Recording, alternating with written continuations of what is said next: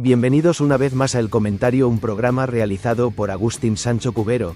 Este programa está disponible en YouTube y en las principales plataformas de podcasts. No te olvides de suscribirte, es gratis.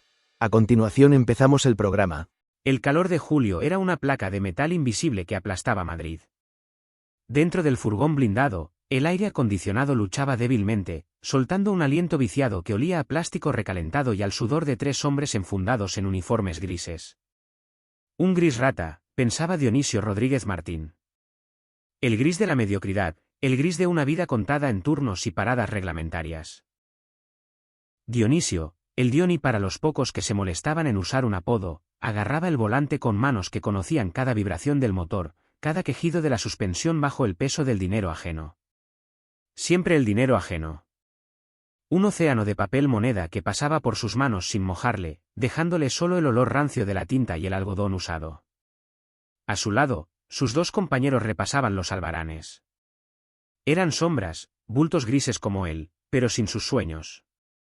Ellos veían el trabajo como un fin. Dionisio lo veía como una antesala, una larga y tediosa espera en el dentista del destino. Por las noches, él se quitaba el gris rata y se vestía de luces, o al menos de las luces tenues y algo pegajosas de los bares de segunda fila donde intentaba cantar. Se ponía el peluquín, esa prótesis de dignidad que le daba el aplomo para entonar coplas ajenas, y soñaba que el público no eran borrachos cansados, sino damas elegantes en un local de moda. Quería ser famoso.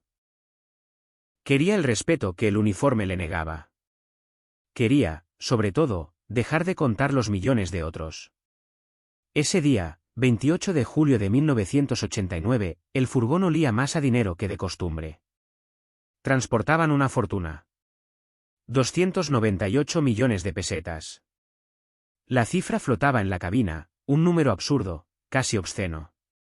298 millones. Podía decirlo 1000 veces y seguiría sonando a lotería, a algo irreal. Llegaron a la sucursal del Banco Hispanoamericano en la calle Miguel Yuste. El protocolo era el de siempre. El furgón se detuvo. Sus dos compañeros bajaron, ajustándose las gorras, portando las sacas vacías para recoger la recaudación. El sonido de sus botas en el asfalto se alejó. Luego, el golpe seco de la puerta del banco al cerrarse. Y entonces, el silencio. Dionisio se quedó solo. Solo con el motor al ralentí, vibrando suavemente bajo sus pies. Solo con el volante entre las manos. Solo con 298 millones de pesetas en la parte trasera. Miró por el retrovisor. La calle estaba tranquila, adormecida por la canícula. Nadie prestaba atención a un furgón blindado. Eran invisibles, parte del paisaje urbano, tan interesantes como una boca de riego. El pensamiento no fue un rayo, fue una marea. Lenta, imperceptible al principio, creciendo desde algún lugar profundo de su estómago. Había nacido allí, en las noches de insomnio, en las mañanas grises, en cada vez que contaba las monedas para el café. ¿Y si no volvían? ¿Y si simplemente, él no estaba cuando salieran? ¡Qué sencillo! No había armas, no había violencia. Solo un giro de muñeca, pisar el embrague, meter primera y soltar el freno. Una acción tan cotidiana como arrancar en un semáforo. El corazón de Dionisio empezó a golpear contra el uniforme. Un tambor sordo. 298 millones. Era el precio de Brasil. Era el precio de un disco, de un restaurante en la playa, de mujeres que olían a coco y a sal. Era el precio de dejar de ser el Dioni del peluquín para ser don Dionisio, el cantante, el empresario, el hombre que había ganado. Sintió un sudor frío, distinto al del calor. Miró la puerta del banco. Podían salir en cualquier momento. 3 minutos. 5. Era ahora o nunca. El gris rata contra el azul imposible de Copacabana. La decisión fue casi física. Su pie se movió. El embrague cedió. Su mano derecha movió la palanca de cambios. El furgón se desperezó, un gigante metálico obediente. Soltó el freno. El vehículo avanzó. Lento primero, luego cogiendo velocidad. Dobló la esquina. Por el retrovisor, vio la puerta del banco, todavía cerrada. Nadie salía. Nadie gritaba. Siguió conduciendo. Atravesó Madrid como un fantasma. Cada semáforo en rojo era una pequeña muerte. Cada coche de policía que veía en la distancia le helaba la sangre. Pero nadie lo detuvo. Era solo un furgón gris más, cumpliendo su ruta. Solo que esta ruta no estaba en ningún albarán. Condujo hasta el garaje que tenía apalabrado. El plan, ese plan que había sido solo una fantasía, se activaba ahora con una precisión aterradora. Allí le esperaban. Manos amigas, o al menos interesadas. El dinero se movió rápido. Las sacas pesaban. Pesaban como plomo, como la responsabilidad de ser libre. El furgón quedó abandonado, vacío, como una cáscara de insecto. Él se metió en un coche normal. Se quitó el uniforme. Respiró. El aire olía a gasolina y a miedo, pero ya no olía a dinero rancio. El siguiente paso era la transformación.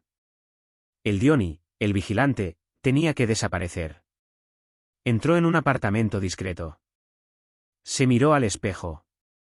Vio al hombre del peluquín, al cantante frustrado. Y entonces, se lo quitó. El peluquín cayó al suelo. Era un símbolo. Se afeitó el bigote. Se puso unas gafas de sol. Ropa nueva.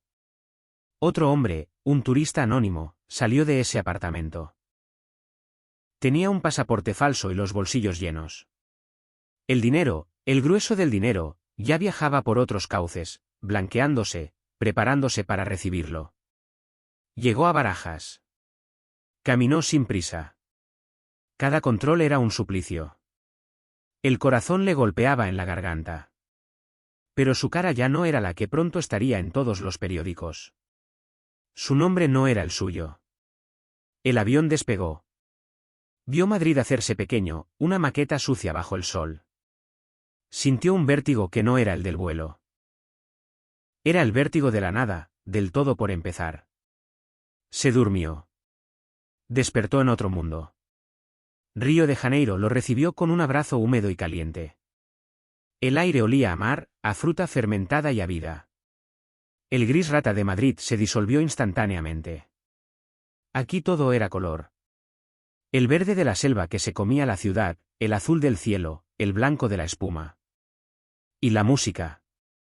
La samba no era un sonido, era la vibración misma del suelo. Se instaló en un apartamento con vistas al pan de azúcar. Los primeros días fueron una borrachera de libertad. Compró camisas estampadas, ridículas en cualquier otro lugar, perfectas allí. Caminaba por la playa de Ipanema sintiendo la arena bajo los pies. Él, que solo había sentido el asfalto y la moqueta sucia de los bares. Bebía caipiriñas al mediodía. El dinero llegaba. Sus cómplices habían hecho su trabajo. Cientos de millones de pesetas convertidos en miles de millones de cruzados. Era inmensamente rico. Y empezó la vida. La vida que había visto en las películas. Fiestas en yates. Cenas en restaurantes caros. Se rodeó de gente. Mujeres bellas, interesadas, pero bellas. Él era el español simpático, el inversor misterioso. Cantaba para ellas, y esta vez, aplaudían de verdad. Su voz no había mejorado, pero el dinero afinaba el oído de la audiencia. Se sentía poderoso. Se compró un coche deportivo. Conducía por la costa sintiendo el viento, un viento limpio, sin el hollín de Madrid. En España, mientras tanto, el escándalo era mayúsculo. El Diony se había convertido en un héroe popular. Un bandido bueno. El hombre que había robado a los bancos sin disparar un solo tiro. Un Robin Hood moderno que se lo había quedado todo para él. Los medios de comunicación lo adoraban. Su rostro, el del peluquín, estaba en todas partes. Se vendían camisetas con su cara. Los programas de humor hacían chistes sobre él. Era una leyenda. Él leía las noticias desde su paraíso tropical. Se reía. Le encantaba. Había conseguido lo que siempre quiso. Era famoso. La gente coreaba su nombre, aunque fuera por un crimen. Se sentía justificado. Él no había robado a nadie, había tomado un dinero que no era de nadie, un dinero del sistema. Pero el paraíso tiene grietas. El dinero, aunque parecía infinito, no lo era. Y la vida en Río era cara, especialmente la vida que él llevaba. Las fiestas eran diarias. Los amigos eran legión, y todos bebían de su cuenta. Y luego estaba la paranoia. La libertad absoluta es una forma de prisión. No podía fiarse de nadie. Cada español que se cruzaba era un potencial policía. Cada mirada sostenida, una amenaza. Empezó a gastar con más cautela, pero el impulso de la gran vida era demasiado fuerte. Abrió negocios, un restaurante, un local de música. Intentó ser un empresario, pero él era un vividor. Los negocios no prosperaban. El dinero seguía saliendo. Y la policía española no olvida. La Interpol tenía su ficha. Era el fugitivo más buscado de España.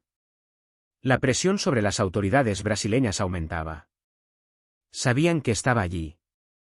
Brasil era grande, pero no tanto para un hombre que dejaba un rastro de lujo y camisas estampadas. El sueño duró poco más de un año. Un año de rey. Un año que valía por toda la vida gris anterior. Pero se acabó. Fue en septiembre de 1990. Estaba en el aeropuerto, quizá intentando moverse, quizá solo despidiendo a una amante. Los detalles se difuminan. Lo que no se difumina es la sensación. Un toque en el hombro. No fue violento. Fue casi educado. Se giró. Vio los uniformes. Esta vez no eran grises. Eran los de la Policía Federal brasileña. Le hablaron en portugués, un idioma que ya entendía. Se acabó, Diony. No opuso resistencia. ¿Qué sentido tenía? El dinero casi se había agotado. La fiesta terminaba. Sintió, extrañamente, una especie de alivio. La tensión de la huida, el miedo constante bajo la samba, se había esfumado. Lo esposaron. Mientras lo sacaban del aeropuerto, vio un avión despegar, elevándose hacia el cielo azul. El mismo cielo que él había buscado. La cárcel en Brasil fue dura. Nada que ver con su apartamento de Ipanema. Pero sobrevivió. Se convirtió en el preso famoso. Cantaba para los otros reclusos. La extradición tardó, pero llegó. El vuelo de vuelta a Madrid fue el reverso exacto del de ida. Volvía al gris. Volvía al punto de partida, pero habiendo vivido. Cuando aterrizó en Barajas, una multitud de periodistas lo esperaba. Sonrió. Llevaba el peluquín puesto. Se lo había pedido su abogado como golpe de efecto. La leyenda volvía a casa. Sabía que le esperaban años de cárcel. Pero mientras caminaba rodeado de cámaras, sintió que, de alguna manera, había ganado. Ya nadie lo recordaría como el vigilante gris rata. Era el Diony. El hombre que había conducido un furgón blindado directamente hacia el sol.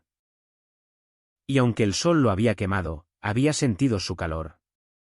Hasta aquí esta edición del programa del comentario, un programa realizado por Agustín Sancho Cubero. Este programa está disponible en YouTube y en las principales plataformas de podcasts. Hasta la próxima edición del programa. Muchas gracias. Dirección y realización Agustín Sancho Cubero.